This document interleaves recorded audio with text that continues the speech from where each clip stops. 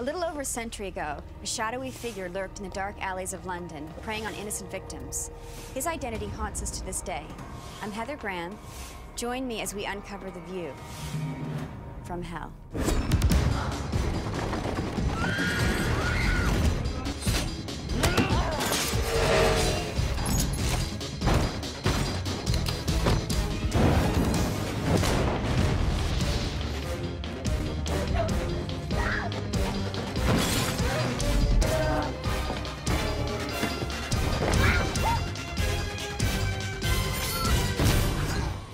You won't be satisfied by this.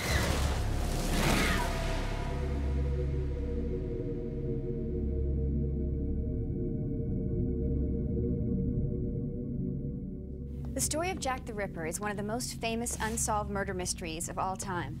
Trying to uncover his identity has fascinated us for over 100 years. Directed by the Hughes brothers and starring Johnny Depp, Ian Holm, Robbie Coltrane, and myself, From Hell brings a very human face to an inhumane series of events.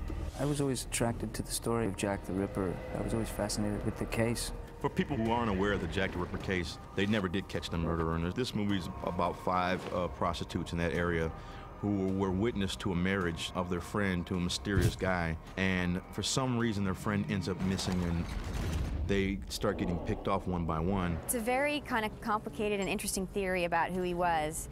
And you meet a lot of characters along the way, and you wonder who it is. Sometime this evening, a bankteller was murdered in George Yard. That doesn't sound much out of the ordinary. It was the way she was done, Inspector. It was the way that she was done that cries out for a man of your talents. Inspector Aberline, based on a real guy, is assigned to Whitechapel to investigate the case and try and crack it. And who the Ripper is. I believe this was done by someone with at least a working knowledge of dissection. Aberline has these visions, and he has this kind of special gift where he has flashes of what is going to happen in his dreams. I saw her face. You know, they used to burn men like you alive. Aberline, during his investigation, meets, in fact, all of the prostitutes and Mary Kelly. You're Mary Kelly, is that right? That's right. I want you and your friends off the streets until I can sort this thing out. Mary Kelly. I'm a prostitute, and I live in London in this slum called Whitechapel. Myself and all my friends are on the brink of starvation. We're just trying to get through the day, and different friends are being killed by Jack the Ripper. And I help Johnny Depp in his investigation. He becomes especially close with Mary Kelly and finds out through his investigation that she is next in line to be visited by the Ripper, and it becomes more than just the investigation. It becomes emotional for him. He falls in love. You have visions about me? Most definitely.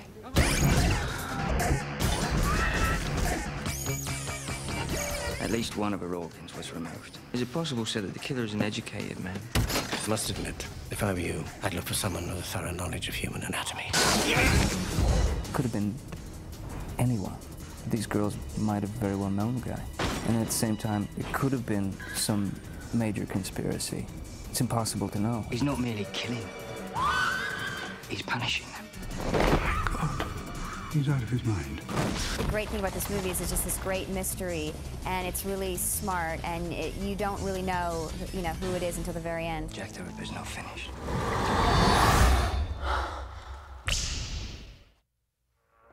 Who was Jack the Ripper?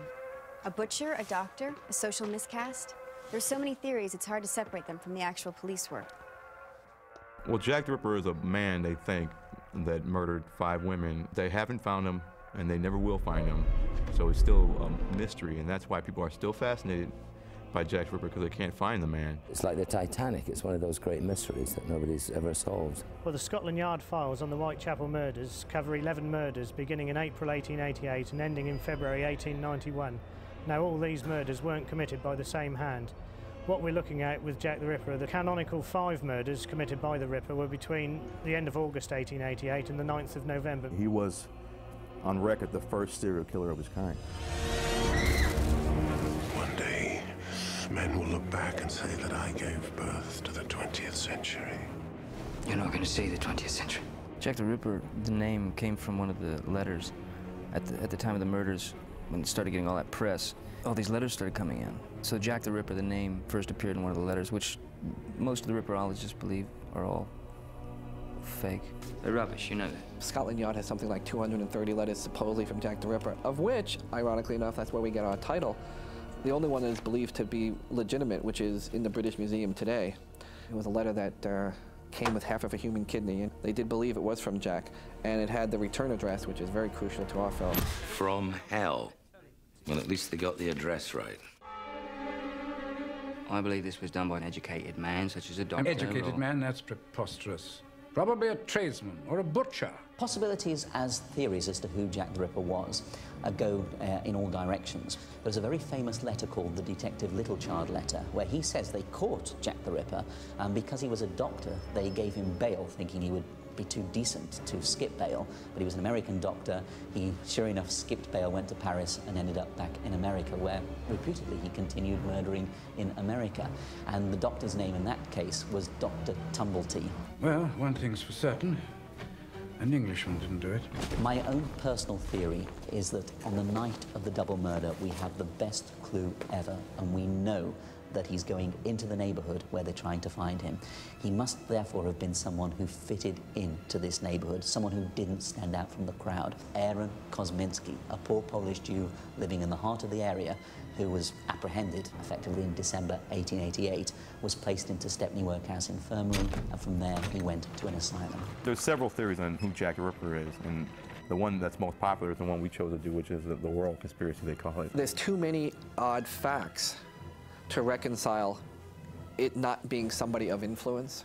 For 2 weeks, the London police in that area were on what's called high alert. The day after what would become the final murder, the London police are taken off high alert. But did someone know there weren't going to be any more murders? There's all kinds of facts that lead to the conclusion that there is somebody of influence. And you have other theories that deal in like an American doctor, or you have a school teacher. And there's, I suppose there'd be like 30 or 40 of them basically, you know, but you can't make all the theories in one movie. Well, that proves it. Whoever created the name Jack the Ripper was a marketing genius, because you can say that name to anyone, anywhere in the world today, and it will immediately conjure up vivid images of foggy, gaslit streets and an untold horror stalking his unsuspecting prey through the back streets and alleyways of the East End of London. Whether commenting on civil unrest and menace to society, or highlighting social issues in the heist movie Dead Presidents, or theorizing about Jack the Ripper, the Hughes brothers do everything with a sense of conscience and style all their own.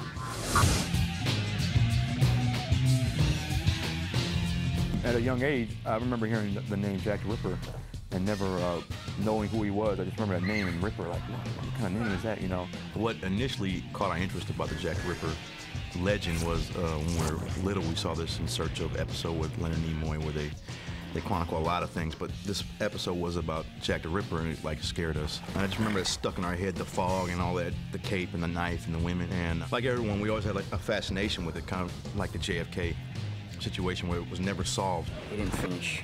He won't be satisfied by this. One of the interviewers asked the Hughes brothers, they said, you know, well, why are you guys from the street doing this period English piece? You guys are American, blah, blah, blah. And they're like, well, did Steven Spielberg need to hang out with aliens in order to make E.T.? You know, he's like, we're doing a film about street violence, and that's what our other films have been about. This film fits into the same style of film we like to make because it deals with violence and you deal with the streets. It's a whole set of different rules. But when you're talking about like 20th century ghetto and then, you know, 19th century ghetto, they're both pretty similar in a way, just without the same tools. You know, there's knives instead of guns. Background, now, and action.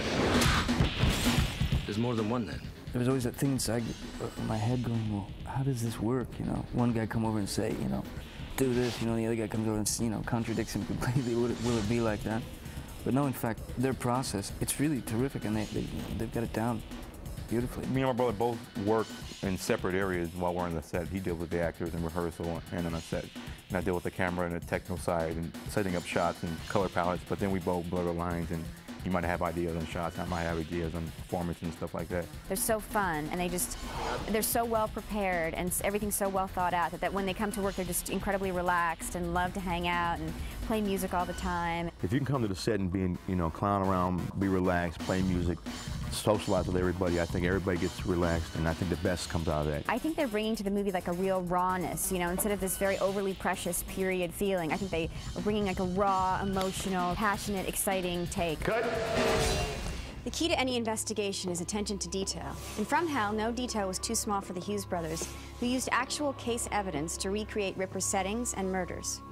What was really impressive about it is that the Hughes brothers, Alan and Albert, were really, really, really sticklers for detail and to the truth, you know. The exact position of the body, the exact position of this window here, where the window was broken in Miller's Court. I mean, down to the cobblestones. Those guys were here like, oh no, that's wrong, look at the picture. When we sat with Martin Childs, the production designer, and talked about building the Whitechapel sets, we looked at historical photos, looked at the past movies too, and different movies in this time period, and also went on the tour of the real Ripper murder sites. The big undertaking for this was that we had to reproduce Whitechapel, we had to produce the East End of London. Had we shot this in the UK, if you go there now, a lot of buildings still exist, but you can't turn around and shoot the reverse of them. So what we did here was create something where you could shoot 360 degrees of Victorian London. The actual victims actually walked up and down this street, and we created the church and the pub, and they still exist to this day in London. It's the only two pieces that really stayed intact. Our set was so big that it's like the sets of the 30s and the 40s of big epic movies. You can't build that kind of set anymore because it's literally a whole backlot into of itself, just for one film. He's taken at least one of her organs. This ain't killing for profit. This is ritual. We did a lot of research actually for this film. So we had documentaries, talked to researchers and Ripperologists, what they call them, guys that are really into the whole Ripper mythology. A lot of work has been done, a lot of research by the directors and the art design people into the actual scenes of the murders. They've looked at the victim photographs to get the injuries exactly right. I think this is going to make for a very interesting movie. All of the murder sites are well documented, and we've reproduced those to the nth degree, really. Some of the murders, you can actually obtain photos and see a lot of what was around the bodies, you know, and how they were found. Some of them, they have less material on, but we had to connect the dots or go find police records and read the descriptions, you know, and paint in everything there and use these Ripperologists that actually also to help us. The body positions are pretty accurate, and then the cuts on all the victims are exactly the same as the victims from 100 years ago. The murders were so horrific because they've recreated them for the film, and we've walked on the set, Johnny and I, and gone, oh my God, and not being able to look at them. Fetch the ambulance. It was fun looking at them for the first time, like when they built the prosthetic bodies, because nobody's had a chance to see the damage he did to these victims, and then you see the progression of how badly mutilated they get by the end and how much more crazy he gets along the way. Hell, Netley. We're in hell. From Hell takes a look in one of crime's darkest minds. Whatever your theory, one thing's for sure. It's a hell of a story.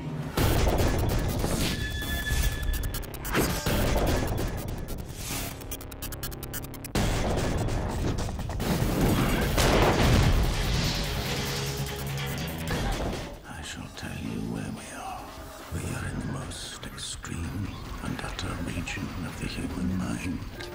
A radiant abyss where men meet themselves.